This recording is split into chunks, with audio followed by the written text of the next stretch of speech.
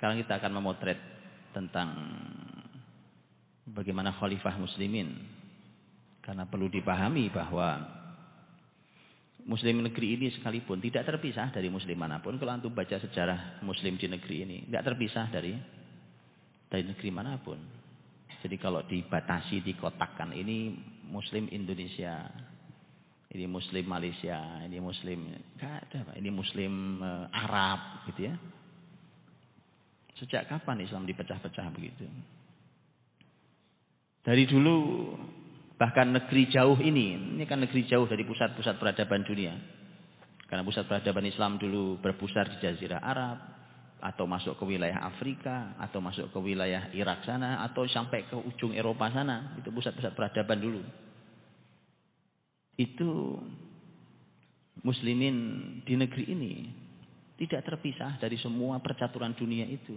Satu kesatuan. Jadi enggak ada sekat-sekat batas-batas yang membatasi kita.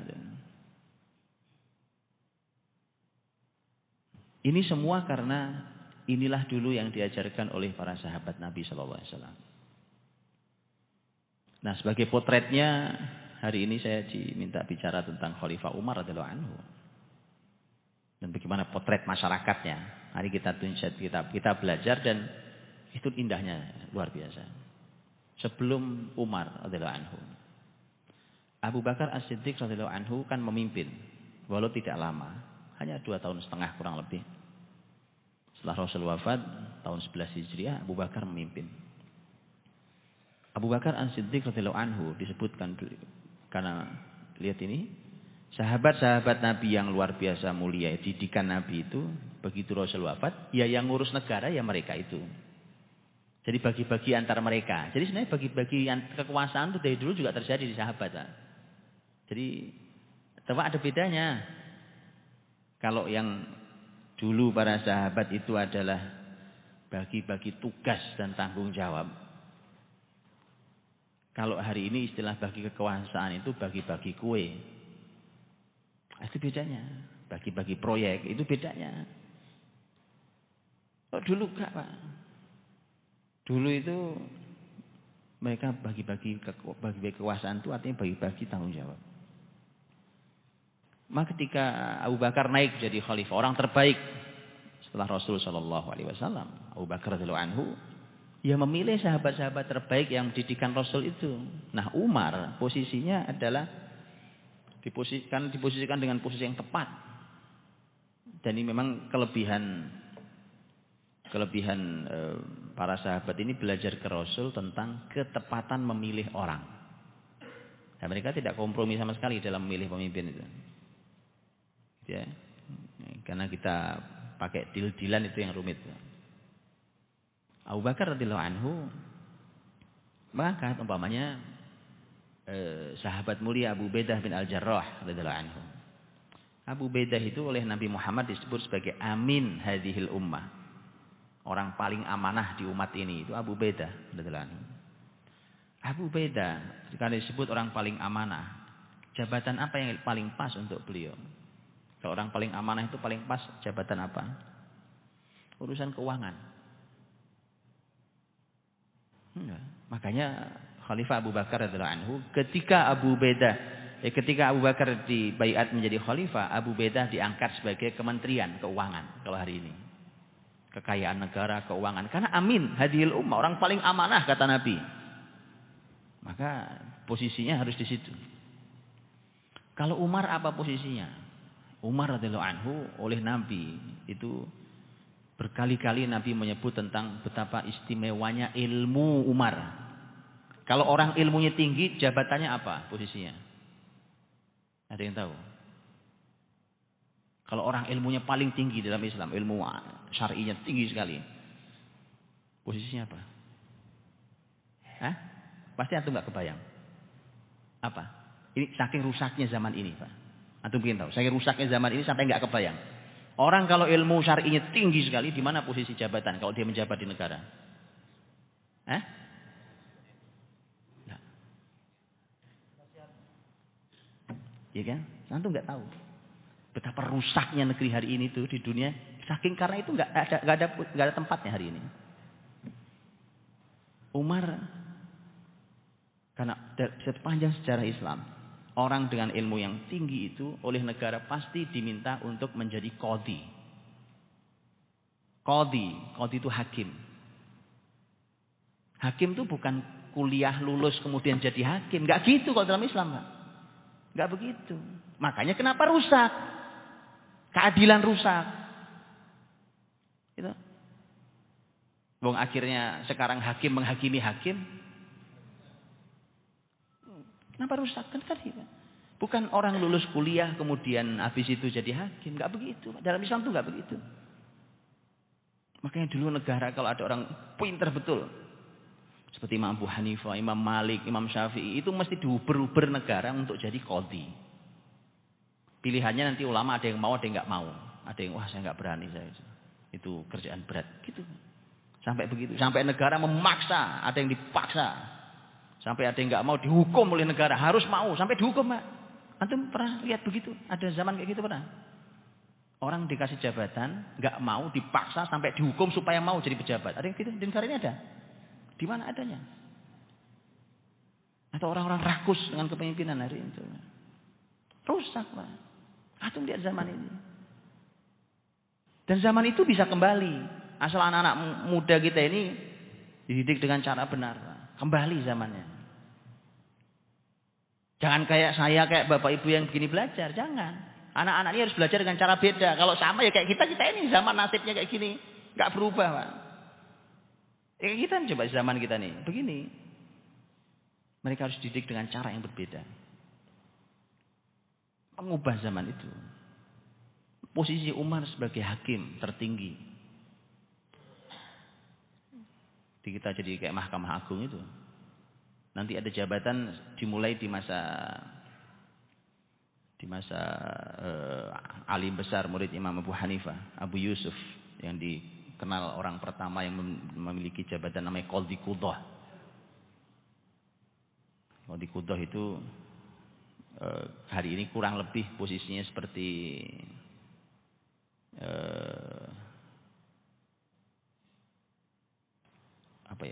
komisi yudisial. Jadi dia menghakimi para hakim. Kalau ada masalah atau lihat keputusan-keputusan hakim. Nah, untuk itulah ketika Umar radhiyallahu anhu posisinya posisi itu sebagai posisi ahli ilmu. Ada kisah yang menarik diriwayatkan. Diangkat, Umar kamu posisinya hakim. Gitu. Itu bagi-bagi itu. Jadi memang yang paling top itu masyarakat kalau kepemimpinan ini dibagi sesama teman-teman ngaji. Itu kan teman ngaji bareng sama Rasul dulu. Abu Bakar ya duduk sama Umar, ya duduk sama Abu Ubaidah, duduk begitu. Nah dibagi-bagilah, silakan dibagi. Karena harus dibagilah, kalau mau sendiri nggak mungkin. Dibagi tetapi kepada sesama teman ngaji. Nah itu baru top itu, Pak. Selama itu belum ya belum. Belum. Belum. Kalau ukurannya belum itu belum, Pak. Tentu orang berkualitas. Harus orang berkualitas. Karena tidak semua teman ngaji layak. Itu mereka tahu. Nah, Umar menjabat setahun lamanya waktu itu. Maksud saya setahun itu. Sejak dia diangkat. Setahun berikutnya. Umar mengajukan pengunduran diri. Mundur dari jabatan. Ada jadi pengunduran diri. Tapi zaman terbaik itu mundur itu tidak kayak hari ini mundur, Pak. Gak kayak hari ini mundur. Mundur itu terjadi berkali-kali di zaman terbaik itu. Di antaranya Umar ini mundur. Antum nanti lihat kan, bahkan pemimpin tertinggi mundur, yaitu Hasan putra Ali radhiyallahu anhu majma'in. Mundur dari jabatan tertinggi sebagai khalifah. Tapi beda mundurnya. Mundurnya bukan karena masalah, enggak ada masalah. Kenapa Umar mundur? Datang ke Abu Bakar, saya mundur dari jabatan ini. Kata kata Khalifah Abu Bakar, amin masyaqqatin ya ibn Khattab. Apa karena sulit pekerjaan ini wahai Umar bin Khattab? Kata Umar, lah. Enggak lah, orang berilmu, Pak. Nah, ini pas kalau buat saya enggak masalah. Tapi saya ini sudah setahun menjabat di sini. Tidak ada satu kasus pun yang masuk ke saya. Antum cari Pak, di negeri mana ibu kota nggak punya kasus? Wallahi Pak, wallahi. Zaman ini bukan zaman mimpi di negeri antah berantah, ini kembali. Kalau anak-anak ini kita didik dengan cara benar. Umar bilang saya nggak punya kasus. Dan antum perlu paham ya, kalau antum buka ada buku bagus, buku Sirah Nabawiyah, bukunya Dr. Akramdi Al-Umari, As-Sirah Nabawiyah Sahihah. Di situ juga diungkap. Buku yang satu lagi, Asrul Khilafah Rasyidah. Ada beliau punya buku Sirah Nabawiyah Sahihah, ada punya buku nama Asrul Risal Khilafah Rasyidah. Itu beliau sampaikan, bukan cuma Umar, bahkan sahabat di posisi kayak Umar di tempat lain sekian lama nggak ada masalah gitu. Mana ada pengadilan tanpa masalah hari ini? Apa ada gitu hakim nganggur? Aku nganggur saya nggak ada tumpukan berkas di meja saya. Yang ada hakim kekurangan, saking banyaknya masalah. Ini bukan sebuah kebetulan. Apa kalimat Umar? Lihat kalimat Umar, Pak. Lihat. Ini potret masyarakat loh. Bahwa masyarakat tuh kalau dengan Islam memang bukan tidak ada masalah. Masalah ada, tapi sangat minim. Masyarakat tanpa Islam itu semua masalah. Urusan ini aja bertikai, urusan ini berantem, urusan ini masuk pengadilan. Tetangga depan belakang pengadilan bareng-bareng. Kok begitu wong satu kamar aja masuk pengadilan mulu? Masyarakat apa ini? Akhirnya kasihan pengadilan agama di negeri ini, Pak. Sampai dikenalnya, saya punya teman hakim di pengadilan agama. Sampai kalimatnya gitu. Ini pengadilan agama ini jadi pengadilan perceraian. Kan urusan agama banyak, bukan? Tapi perceraian mulai diurusi. Padahal Quran menyebut pernikahan itu sebagai mitsaqon ghalidha. Tali yang sangat kuat. Tali kuat antum tahu, tali kuat. Gak bisa antum gunting gak putus. Antum pukul dia nggak putus, antum bakar dia nggak kebakar. Itu tali pernikahan yang dimau oleh Quran. Tapi karena bukan Islam yang dijadikan literaturnya, maka akhirnya kayak tali rapia, Pak. Nggak usah digunting gitu, Pak. Kesenggol aja putus. Itu pernikahan yang terjadi hari ini. Itu harus koreksi serius, Pak. Koreksi serius sekali. Umar begitu mundurkan diri, dia berkata pada Abu Bakar radhiyallahu anhu. Kata Umar, saya pikir wajar. Wajar. Kenapa tidak ada kasus masuk ke saya? Ini adalah masyarakat yang hubungan sesama mereka adalah tawasau bil haq wa tawasau bis sabr. Mereka tahu kewajiban sehingga tidak mengambil mereka tahu kewajiban sehingga mereka tidak mengabaikannya. Dan mereka tahu hak mereka sehingga tidak mengambil melebihi haknya. Apa sih membuat kita bertikai, Pak? Yang membuat kita bertikai itu kewajiban tidak dijalankan, mengambil hak lebih dari haknya. Kan itu. Kalau ternyata ada yang kurang pas, kita saling menasihati, salah antum, nggak boleh begitu. Jangan lakukan. Tawasau bil haq. Umar jelas sampaikan, karena ini masyarakatnya. Makanya kemudian fafima yakhtalifuna idzan. Kalau begini keadaan masyarakatnya, atas dasar apa mereka bertikai? Antum bayangkan, Pak, masyarakat sahabat tabi'in zaman itu sampai tidak punya alasan untuk berantem. Yuk kita berantem. Alasannya apa ya kita berantem ya? Fafima yakhtalifuna idzan. Hari ini antum lihat, kita bingung nyari alasan untuk bersatu tuh bingung. Apa yang buat kita bersatu ini apa ya? Antum lihat rusaknya lihat hari ini. Kayak begini kok dilanjutkan. Umat begini nggak bisa dilanjutkan. Tak bisa dilanjutkan. Harus diubah. Diubah jalur mereka. Hari ini loh kita bingung nyari alasan. Apa alasan kita bersatu ya? Dulu mereka nggak punya alasan untuk berantem. Apa alasan kita berantem ya? Itu teman-teman Allah. Itulah potretnya. Begitu Umar langsung jadi khalifah. Nah lihat, ini masa membangun luar biasa. Abu Bakar radhiyallahu anhu kan tugasnya saat itu mendamaikan keadaan di negeri Islam.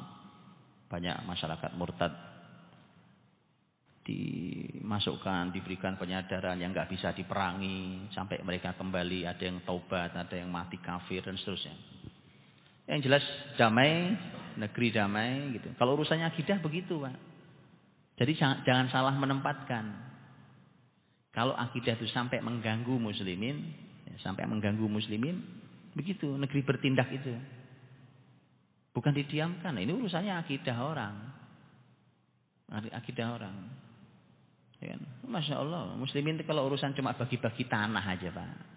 Mau tanah saya, nah, ambil aja. Muslimin itu kalau mau cuma bagi-bagi tanah, apa sih? Urusan akidah, teman-teman. Oh iya, dan begitu dulu sahabat, teman-teman. Sahabat itu urusan uang,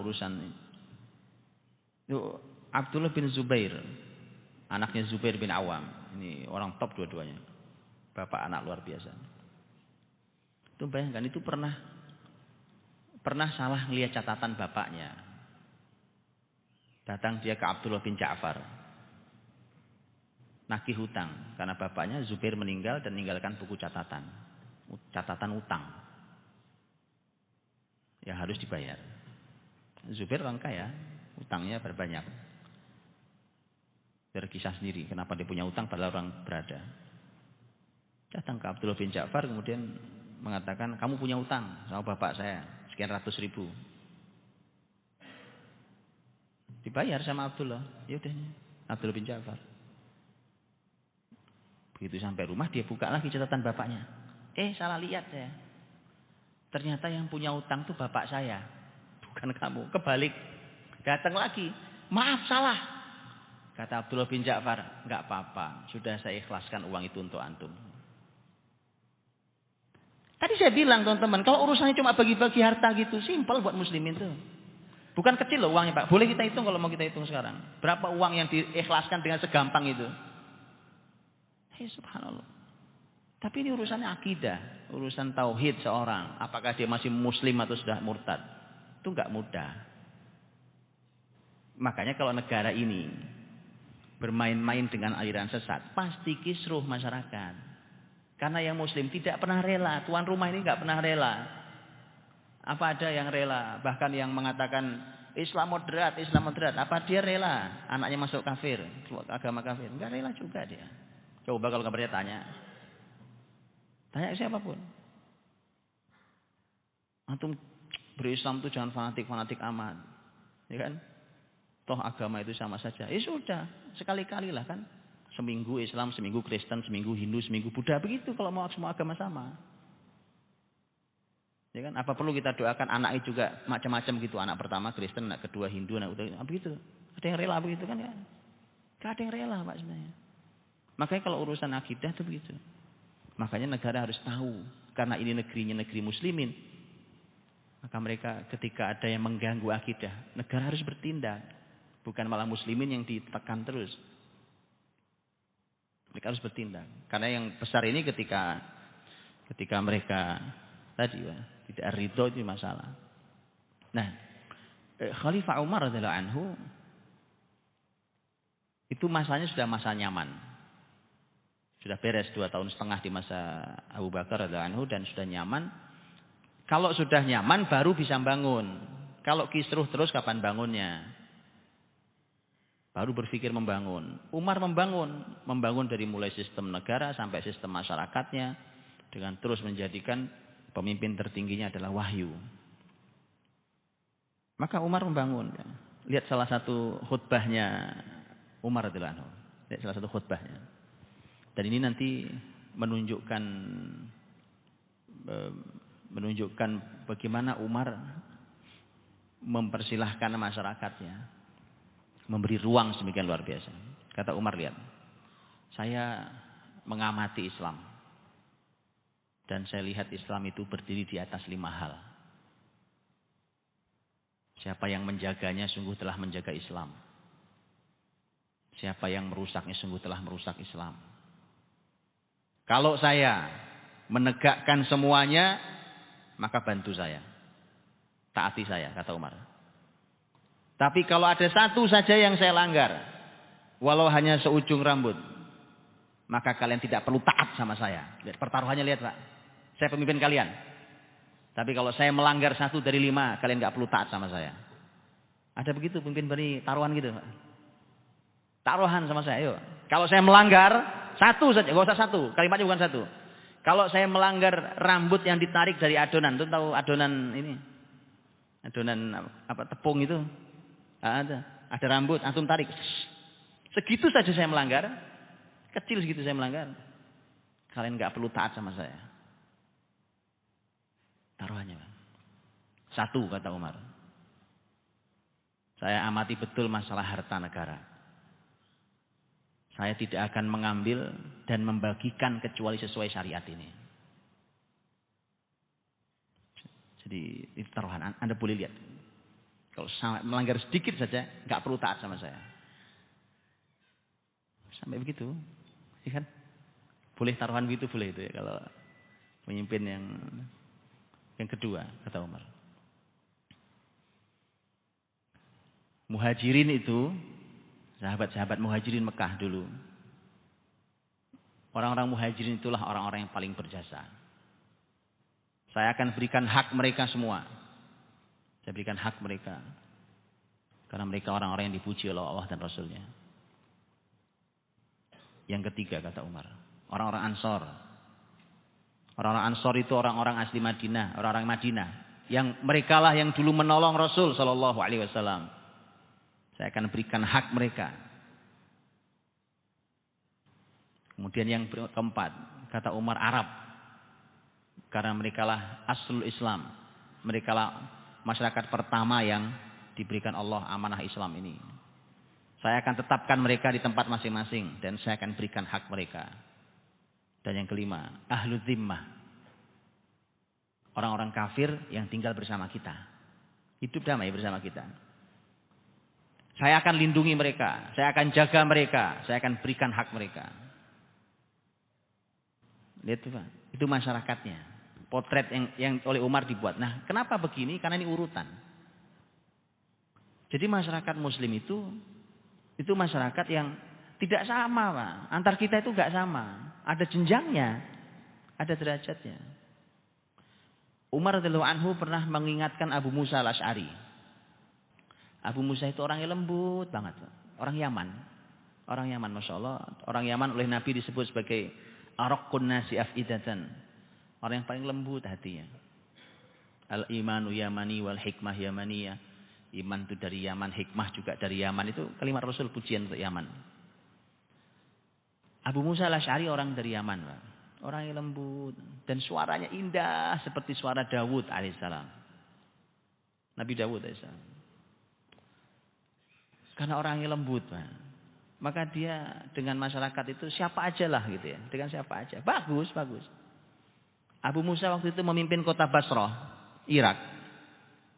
Ditegur sama Umar. Saya dengar kamu mengizinkan semua orang masuk ke kamu. Setelah datang suratku ini jangan diulangi. Loh, kok nggak boleh gitu? Gimana ceritanya? Lihat kata Umar.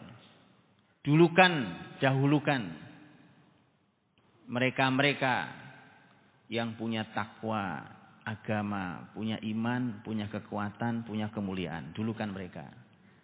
Kalau mereka sudah menempati posisinya, maka silahkan semua orang hadir. Jadi ada strategi masyarakat itu ada, Pak. Itu potret yang Umar ingin gambarkan. Abu Musa juga pernah dimarahi gara-gara sekretarisnya orang Kristen. Sekretarisnya Nasrani. Tanya sama Umar, kenapa sekretarismu Nasrani begini? Kata Abu Musa, ini orang paling paham tentang negeri saya yang saya pimpin. Memangnya kalau, kata Umar, memangnya kalau dia mati terus kamu nggak bisa gitu ngurusin negerimu? Dimarahi sama Umar. Jadi artinya ada masyarakat lihat, dan mari kita lihat potret itu dengan lebih detail. Bagaimana siapapun yang hadir, yang hidup di negeri itu hidup dengan aman, nyaman. Tapi konsep nyaman, aman, merdeka itu kayak apa? Bukan hidup terserah. Hidupnya ada aturan. Dimanapun juga ada aturannya. Dan ternyata setelah dicoba semua aturan, tidak ada aturan yang senyaman Islam. Hari ini dunia lagi nyari Islam. Bahkan negeri yang non-muslim masih nyari Islam. Pak. Nyari Islam. Karena terbukti tidak ada konsep yang masih bertahan. Dengan sangat baik kecuali konsep Islam. Dan Islam punya literatur, Islam punya sejarah. Maka Khalifah Umar, kita bisa melihat bagaimana Khalifah Umar ada muslim didulukan, kemudian ada ahlu zimmah setelahnya. Semua. Ini semua pesan Rasul. Muslimin sendiri dibuat jenjangnya sama Umar. Dibuat jenjangnya. Tidak semua muslimin sama. Dibuat jenjangnya. Jenjangnya berdasarkan apa? Tadi. Kenapa muncul ini muhajirin, ini ansor, ini Arab. Beda-beda. Kenapa? Berdasarkan jasanya terhadap Islam. Itu tolak ukur masyarakat. Bukan sekedar tua-tuaan, ya kan? Bukan sekedar kamu dari keturunan siapa. Itu bukan tolak ukur utama dalam Islam. Yang ada kayak tadi itu. Anda bisa lihat itu. Dan yang di paling atas posisinya tentu adalah keluarga Rasul Shallallahu Alaihi Wasallam. Paling atas. Sehingga ketika Umar membuatkan anggaran negara, berapa yang berhak diterima? Kalau bahasa kita hari ini subsidi bahasanya. Kalau dulu bukan subsidi sebenarnya. Atau itu pemberian negara kepada masyarakatnya. Kadang-kadang bagi-bagi uang, kadang-kadang setelah uang ditambahi nanti ada makanan, kadang bagi-bagi pakaian, kadang bagi-bagi macam-macam. Dibagi-bagi. Memang tugas negara memang begitu. Jadi kalau negara keberatan mensubsidi rakyatnya mah bubar aja negaranya. Negara kok keberatan subsidi rakyatnya. Dia bilang wah ini enggak benar nih masyarakat biar mandiri. Tugas negara memang itu, Pak. Tugas negara itu memberi ke masyarakatnya, itu tugas negara. Antum tahu di masa sangat makmur khalifah zaman dinasti Bani Umayyah, Umar bin Abdul Aziz. Begitu makmurnya, masyarakat duitnya melimpah ruah duitnya, Pak. Sampai akhirnya gubernur-gubernur di wilayah-wilayah itu kewalahan. Ada seorang gubernur datang ke Umar bin Abdul Aziz. Kata gubernur ini, Umar. Ini Umar bin Abdul Aziz kan cicitnya Umar bin Khattab, ya kan? Ini turun-temurun orang top. Anda itu, mbok ya jangan diberikan semua. Jadi hak mereka itu sebagian ditahan sedikit lah. Jangan semua langsung diberikan ke masyarakat. Kenapa? Saya ini di bawah, di posisi saya sebagai gubernur, itu mulai melihat masyarakat itu membeli apa saja yang bahkan nggak perlu mereka beli saking banyaknya duitnya. Kan itu masalah, tahan dikit lah, jangan langsung diberikan. Memang itu hak mereka, ya kan? Apa jawaban Umar bin Abdul Aziz?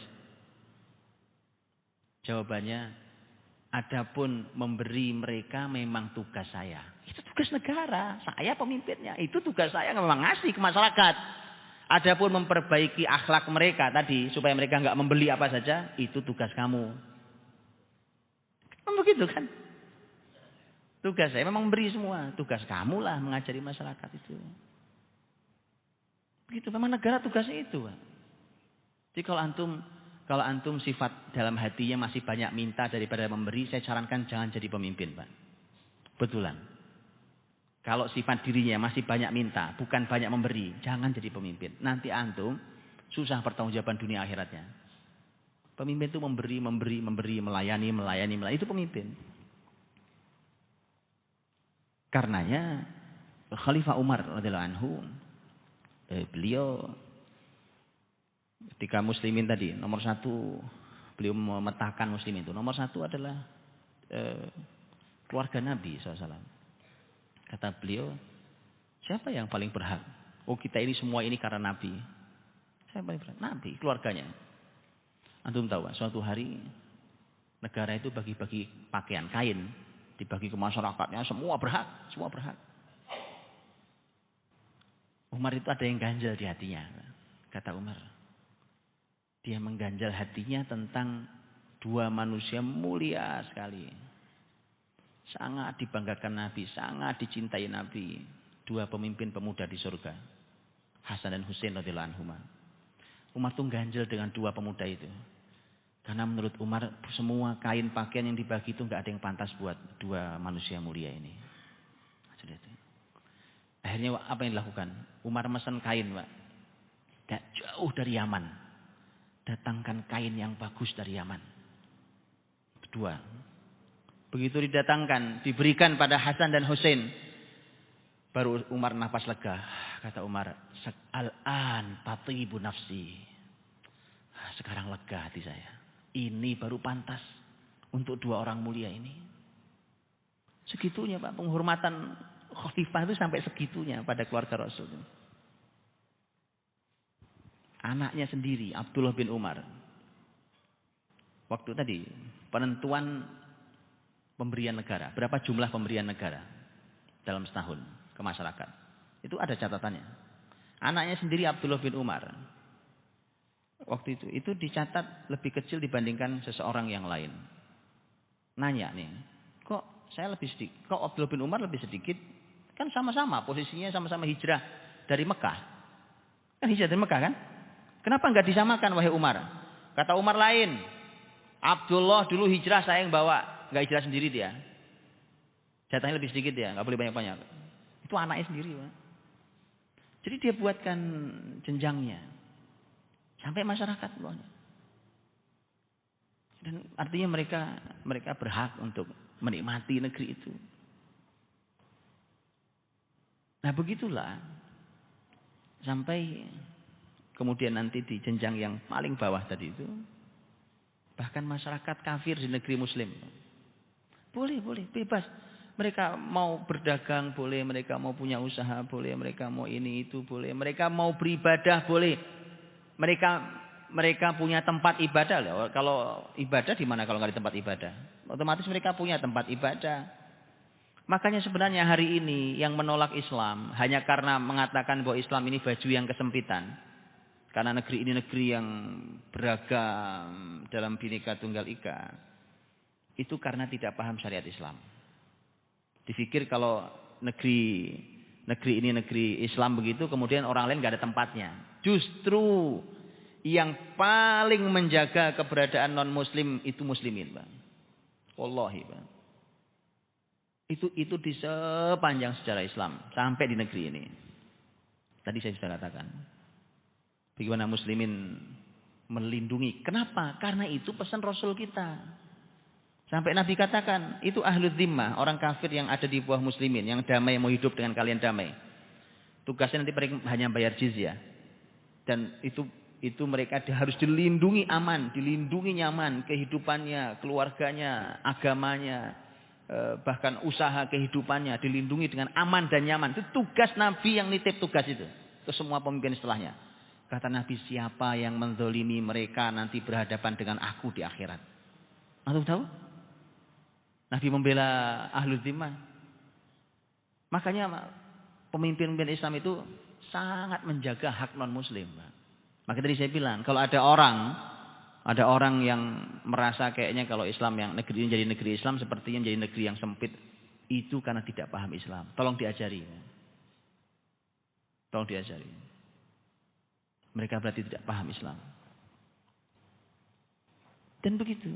Makanya hanya tadi semua ada peraturannya. Tapi semua berhak untuk tinggal aman di negeri muslimin itu. Apalagi memang di masa Khalifah Umar kan Islam sudah masuk sampai ke wilayah-wilayah Nasrani.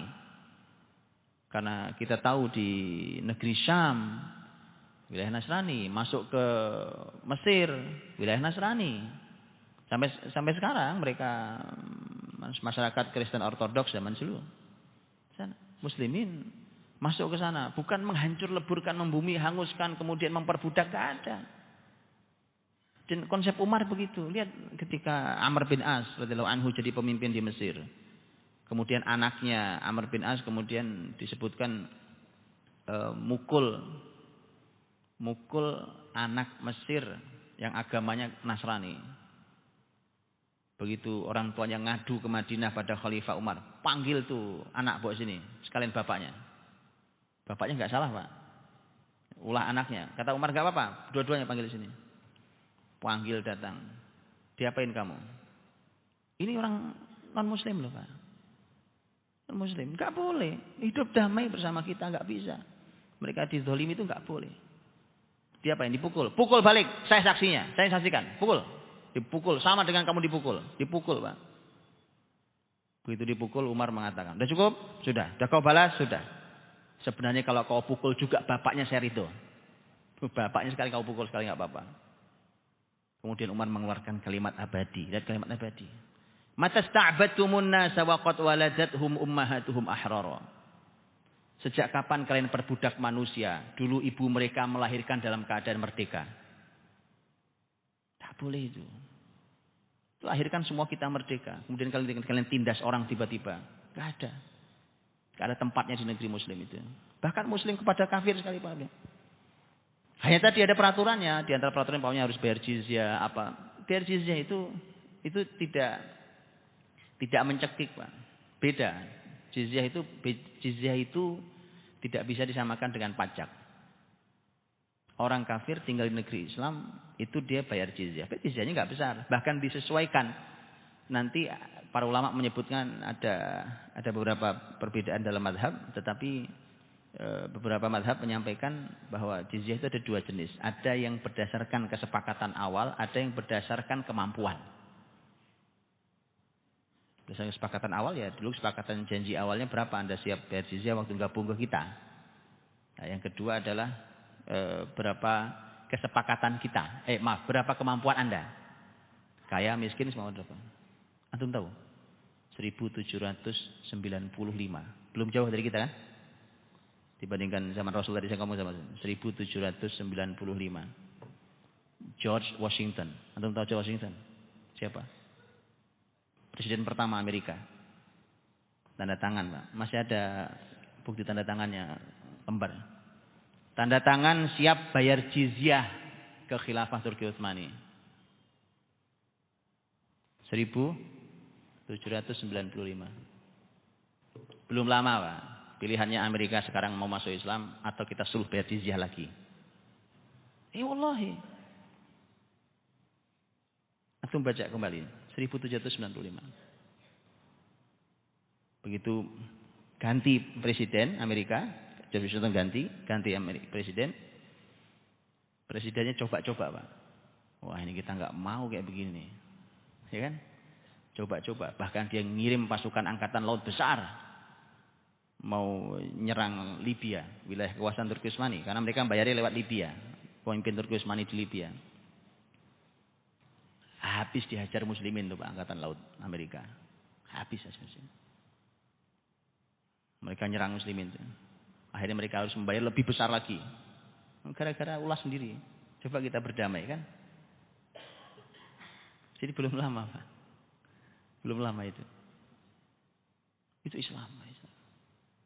Dan bersama muslimin, enggak ada paksaan. Anda ingin tetap damai, tinggal di negeri ini, enggak ada paksaan Anda masuk Islam. Enggak ada Islam. La ikraha fiddin itu benar. Enggak ada paksaan.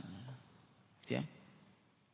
Jadi teman-teman rahmati Allah, di negeri Islam orang hidup merdeka tapi dengan aturan. Muslim saja hidup pakai aturan. Maka apalagi orang-orang kafir tinggal di negeri muslim pakai aturan. Kalau begitu damai, hidup benar-benar damai. Ayo, muslimin ini masyarakat yang paling siap berdampingan dengan masyarakat agama manapun. Itu muslimin, Pak. Paling siap. Ya, tapi jangan pernah ganggu muslimin, Pak. Karena begitu muslimin bangun, apalagi ulamanya sudah meneriakkan resolusi jihad, pulang tuh ya Belanda, pulang hina Pak. Makanya kalau ulamanya sudah marah bahaya Pak. Ulamanya marah keluarkan resolusi jihad, malah buruk keadaannya buat non muslim. Itu jadi ulama itu nahan diri kan. Karena masyarakat bisa digerakkan itu. Makanya hidup berdampingan tadi, masing-masing taati aturan. Waktu saya sudah lewat 1 menit. Saya khawatir karena ini jam kerja. Baik, mohon maaf salah kurangnya. Kembalikan ke Pak Iqbal. Saya persilakan.